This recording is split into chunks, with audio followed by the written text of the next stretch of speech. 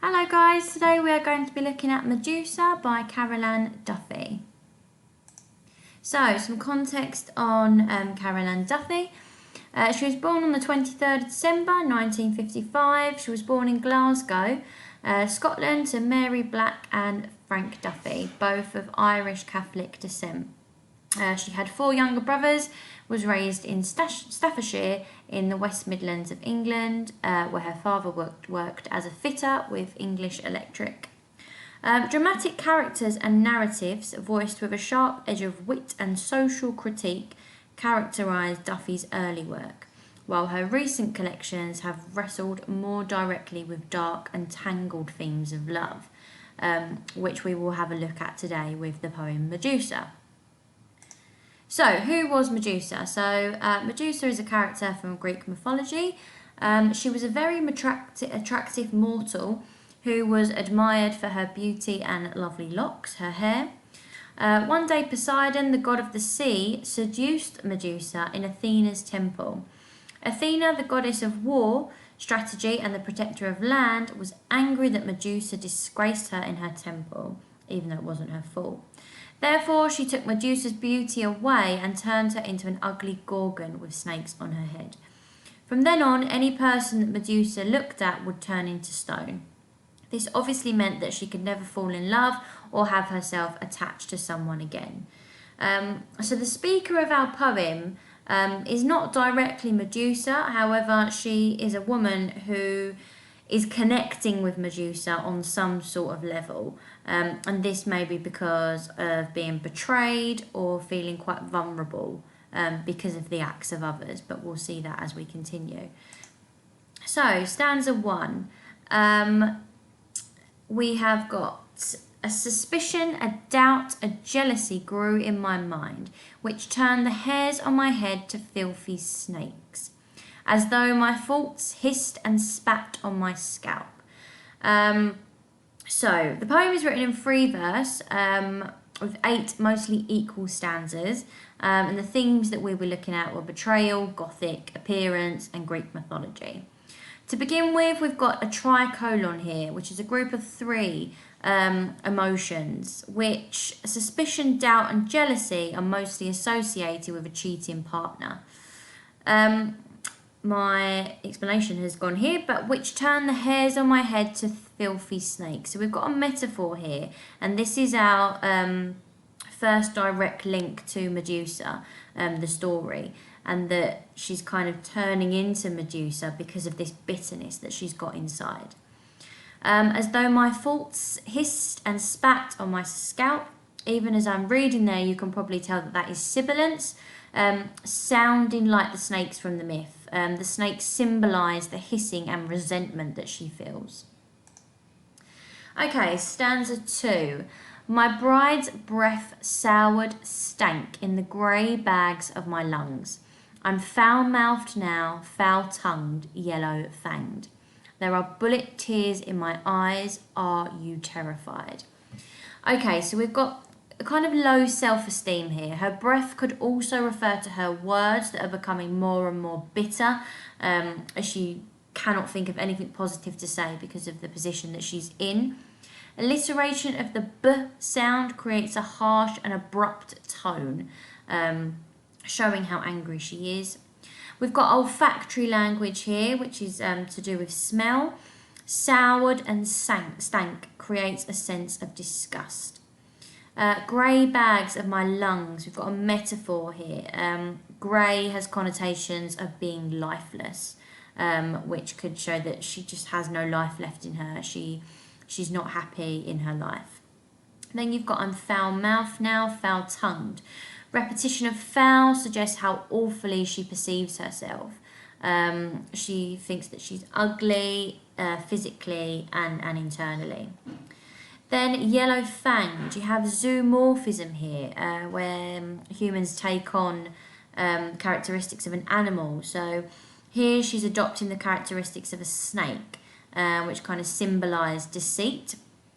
Bullet tears is an oxymoron. Bullet connotes danger and death. However, the word tears creates sympathy for the speaker. So although she's being so aggressive, we can kind of understand why as we start to read on, and we do sympathise with her. And then she ends this stanza on the rhetorical question, are you terrified? Is she speaking to us, the reader, or perhaps her lover who has betrayed her? Stanza 3. Be terrified, it's you I love, perfect man, Greek god my own. But I know you'll go, betray me, stray from home. So better be for me if you were stone. Okay, so she is starting with an imperative short sentence. She knows the fear that she induces. Be terrified, okay? She's telling us or her past lover to be terrified of her. And then she juxtaposes that with it's you I love, and talking directly to her lover. There's another tricolon here emphasising how she felt about him before he did wrong, maybe. Also another metaphor connecting to the recurring theme of mythology. You'll go, betray me, stray. So this is listing all of the negative actions that he will commit. So maybe she's talking in the past before he does this. And the commas emphasising her pain. And we can really start to feel that she has been betrayed, most probably in her romantic relationship, and this is how she feels. So better be for me if you were stone. This internal rhyme almost is like spell-like she's casting a spell on him. And then we've got this reference to Medusa that anything she looks at turns to stone. And she's pretty much saying, I think I would prefer it if you were stone, because you being alive is hurting me. Okay, stanza 4. I glanced at a buzzing bee, a dull grey pebble fell to the ground. I glanced at a singing bird, a handful of dusty gravel spattered down. Okay, so this is what she's doing to the animals that she's looking at, and what they're changing into. She's transforming them. So we've got this glanced, and glanced only means a slight look, which suggests the power that she has even in her slight glance, her slight look. You've got the active verbs buzzing and singing, which show the life in the animals before she looks at them. And then that's juxtaposed with the dull, grey, dusty adjectives that connote death and lack of life. So the buzzy bee turns into a pebble, the bird turns into dusty gravel. Again, we've got I looked at a ginger cat, a house brick, shattered a bowl of milk. I looked at a snuffling pig, a boulder rolled in a heap of shit. Okay, so glance has now turned into looked, which could suggest that there's more intent this time. So you've got house brick and boulder, again, lifeless and weighty objects that she's turned the animals into. And then you've got onomatopoeia of shattered, which connotes violence, and just reiterating this bitterness that she feels. And rolled in a heap of shit. So you've got curse word there, and that's showing anger and also crudeness, but it could be Duffy kind of including some black humour in there. Okay, stanza 6. I stared in the mirror, love gone bad, showed me a gorgon. I stared at a dragon, fire spewed from the mouth of a mountain. Okay, so I stared in the mirror, she's reflecting on her appearance, what she has become, and showed me a gorgon. It's a reference to Medusa again. A gorgon is a creature with a horrific face, and snakes for her hair. So she's obviously not happy about how she looks and what she's turned into. You've got personification of love here. So she blames what has happened to her on love. If it wasn't for love, she wouldn't be in this position. She wouldn't have been so hurt by her lover.